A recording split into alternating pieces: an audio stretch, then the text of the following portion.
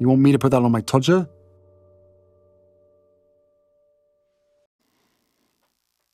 Clear off, Ginge. Hello, I'm H.G. Tudor. Harry's wife must always seek the prime aims when she's interacting with other people or contemplating that interaction.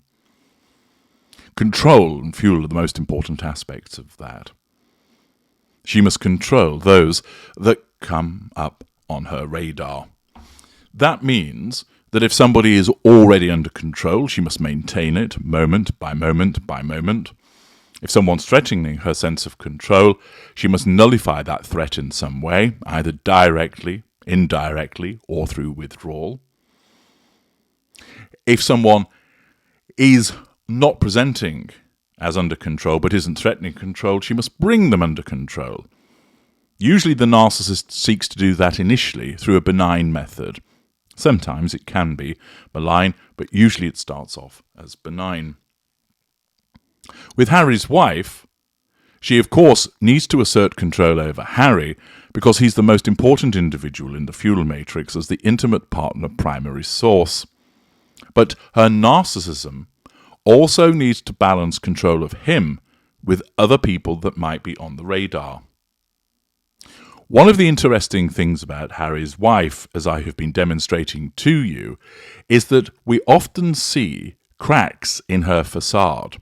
In some instances, they're blink or you'll miss it moments, but they're nevertheless there, because she faces repeated threats to her control, and her facade isn't evolved enough to enable her to take those challenges in her stride without exhibiting any response.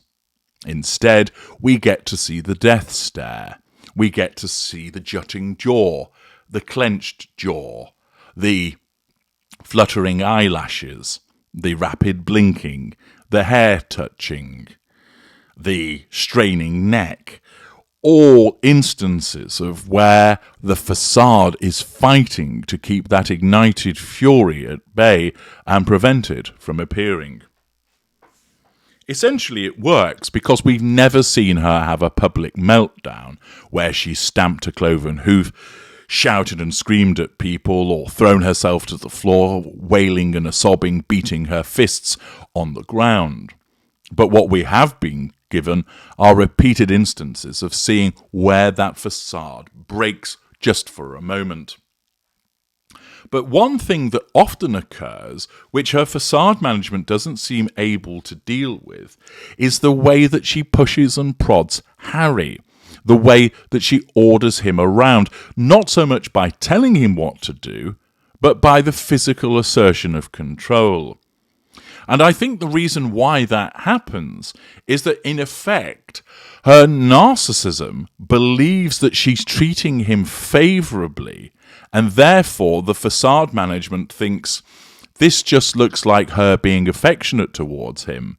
But those of us in the know recognise that what she's actually doing is being quite demeaning towards him by always guiding him. The hand on the square of the back, for the small of the back, for instance, where she's guiding him in a particular direction, always placing her hands upon him as if to say, stand up, sit down, and of course, the grip of doom. The narcissism sees these little gestures as affection. The narcissism sees these gestures as one of caring for him, and therefore, to my mind, the facade management itself actually gets duped because it thinks to itself, oh, she's holding his hand. That looks very loving. Oh, she's put her hand on the small of the back. That's affectionate. Oh, she's placed two hands upon him to steer him in that direction. That's her just being caring about him and wanting to help.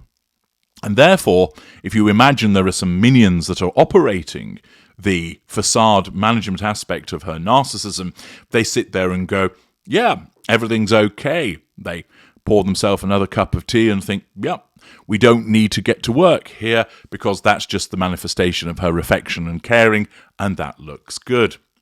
However, to those of you who have become educated through my work, you're able to see that in actual fact, It isn't about her being caring or affectionate. You know she's incapable of that because she has no emotional empathy. And instead, what's actually happening is she's asserting control over Harry through the application of physical means, and to those in the know, it's actually belittling him. He's treated like a child, a little boy who has to be told when to stand, when to sit, where to go. Do you need to go caca, Harry? And it demonstrates that she naturally sees herself as superior to him. I'm going to show you now an example of how she does this, naturally taking place in public, and how her facade management sits there eating chocolate digestives and sipping tea, thinking that what's going on is not actually a problem, and misses it. But for the rest of us, we can see just how belittling it is to Harry and what's actually going on.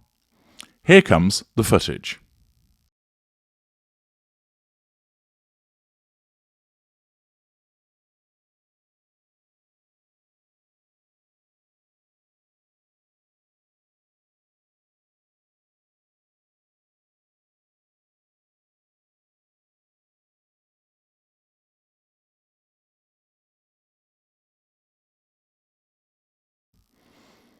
Thus, as you will have seen, it takes place at the recent Invictus Games, which has proven to be an absolute plethora of material to assist us in seeing the way that Harry's wife behaves.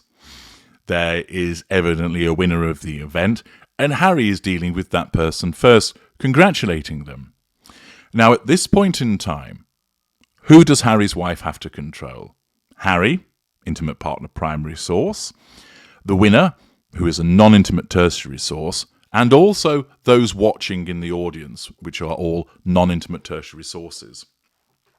Therefore, Harry's wife can't do something outrageous because she would lose control of all three of them, particularly the audience. And therefore, what she must do is operate within the facade of being normal, but at the same time, notice that the interaction starts off where Harry and the winner are looking at one another.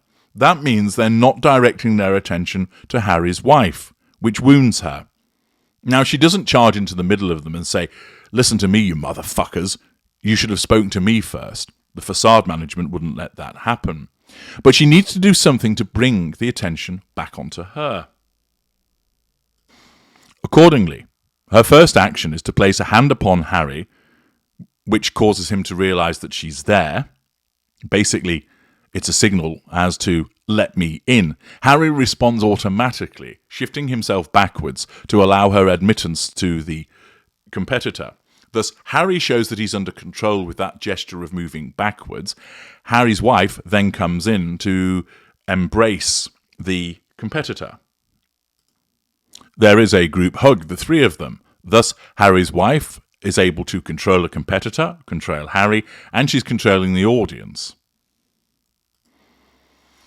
And then comes the clear off Ginge moment. Having inserted herself into the group hug when it wasn't necessary, but of course, as per her narcissism, it is necessary, she then pushes Harry away, easing him out of the picture. Thus, she's controlling him and enabling her to appear next to the competitor, making her the centre of attention. The competitor remains under control, and the subtlety of the act is such that most people probably wouldn't have picked up upon it in the audience to think, "Look at her, who does she think she is?" elbowing her way in as usual. They won't have picked up on it, and therefore the audience remains under control. Facade management doesn't see that there's a problem with this. It just likes she's being affectionate towards Harry by touching him, but in actual fact, she's being rather rude to him. Not only is she asserting control over him by physical means, but she's actually subtly told him to clear off. She's inserted herself into the situation and then pushed Harry out of the way, demonstrating once again what she truly thinks of him and ensuring that she becomes the centre of attention. Clear off, Ginge. I should be the one that everybody sees. Once again, a short video clip that tells you so much about the dynamic of narcissism. I'm H.G. Tudor. Thank you for watching.